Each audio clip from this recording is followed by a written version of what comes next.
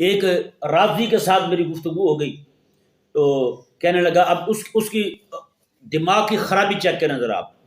کہتا ہے جی مکہ مکرمہ میں آقا علیہ السلام نے حضرت علی رضی اللہ عنہ کو اس لیے ٹھہرایا تھا کہ وہاں پہ امانتیں تھیں مکے کے کافروں کی، انہوں نے حضور کے پاس رکھوائی ہوئی تھی. تو آقا علیہ السلام نے فرمایا کہ علی یہ امانتیں ہیں ان کافروں کی، یہ آپ ان کے حوالے کر کے آپ آ جانا.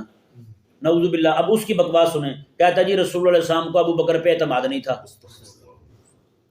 کہ یہ گڑبڑ کر جاتے اس امانت میں، اس لیے علی رضی اللہ تعالیٰ کو کہا کہ آپ یہ امانتیں دے کے آئیں، کیونکہ ابو بکر صدیق جو بااعتماد بندہ نہیں تھا.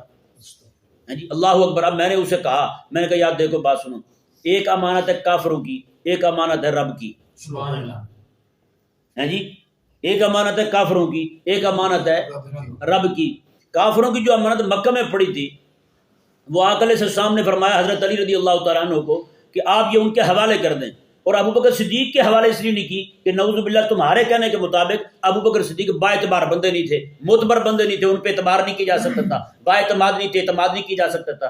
اس لیے آقا علیہ السلام نے حضرت سیدنا ابو بکر صدیق رضی اللہ تعالیٰ عنہ کو یہ نہیں فرمایا کہ آپ یہ دے کے آؤ ان کو، یعنی کیونکہ گڑبڑ کر سکتے تھے نعوذ باللہ. میں نے کہا آپ یہ بتاؤ یار، کافروں کی امانت تو حضرت علی کو کہا کہ یہ دے دو، کہ وہاں آقا علیہ السلام کو خطرہ تھا کہ کچھ بھی کر سکتے ہیں، تو آقا علیہ السلام جو خود رب کی امانت تھی،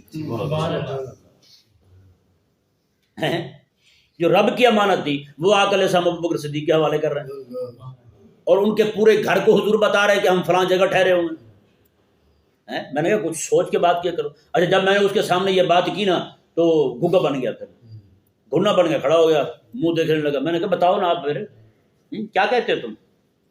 کہ آقا علیہ السلام، اس کا مطلب یہ ہے آقا علیہ السلام کو کافروں کی امانت کا احساس تھا، رب تعالیٰ کی امانت کا احساس نہیں تھا. ایسے بندے کے حوالے کر دی رب تبارک و تعالیٰ نے جو بندہ جو ہے وہ گڑبڑ کرنے والا تھا.